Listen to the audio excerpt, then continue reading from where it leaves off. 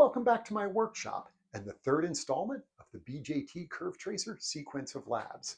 When complete, your board will be able to display the characteristic family of curves for a BJT like the one shown on the oscilloscope. In this week's lab, you'll be assembling a Deboo Integrator. What's a Deboo Integrator? Great question. Let's go to the whiteboard and I'll explain. Shown on the whiteboard are the essential elements of a Deboo Integrator. They consist of an op-amp, part of the TLC-274, 4 resistors, and a capacitor. Note, all 4 of these resistors must have the same value in the actual circuit. At the beginning of the lab, you're going to perform an analysis using Ohm's law, op-amp properties, Kirchhoff's current law to determine the output, which will be some constant in terms of R and C times the integral of the input voltage. Note, the input voltage will come from the 555 timer you assembled in the first lab. Now, what should we expect the output behavior of the circuit to be when the input is a 555 timer? That's a great question. Let's jump into that.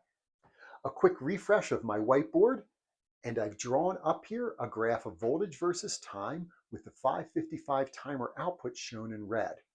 In order to understand the output of the Deboo Integrator, all you need to remember is that the integral is the area under the curve. And there's 2 regions in the 555 timer's output, which makes it pretty simple. The output of the 555 timer is at 0 volts. Well, the integral of 0 volts is 0, so there's no contribution to the integral. However, when the 555 timer is at 9 volts, the area under the curve is really just this area of that rectangular size. So what will happen is initially the Deboo Integrator will stay at 0 volts while the 555 timer is at 0 volts. And during this region, the Deboo Integrator output will increase. Why doesn't it shoot up to 9 volts? Well, remember that constant in front of the integrator? It's going to determine that slope. Now, during this region here, there is no further contribution to the area. Remember, we're taking the integral from 0 to t. So at this moment of time, there's no further contribution to the area. When we get over to the next pulse, however, the integral will increase while the output is at 9 volts. It will stay flat while the 555 timer input is 0 volts. We'll get another increase, another flat region, another increase, another flat region. I call this a staircase because I can imagine these are the treads of the steps and we're walking upwards.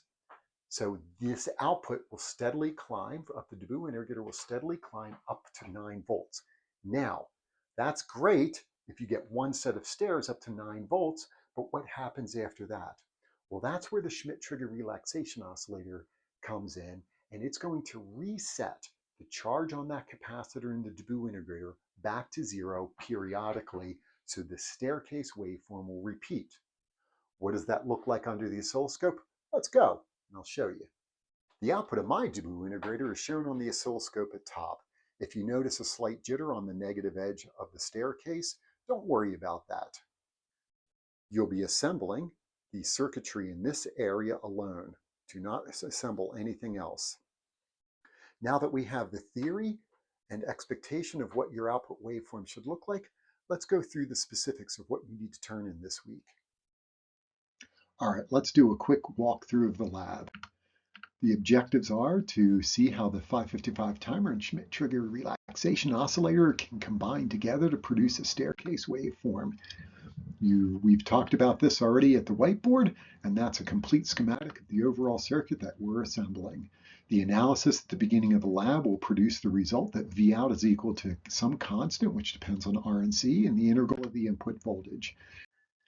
This slide is a schematic showing the 555 injecting its signal into the integrator and the Schmitt trigger relaxation oscillator using a MOSFET to reset the charge on that capacitor.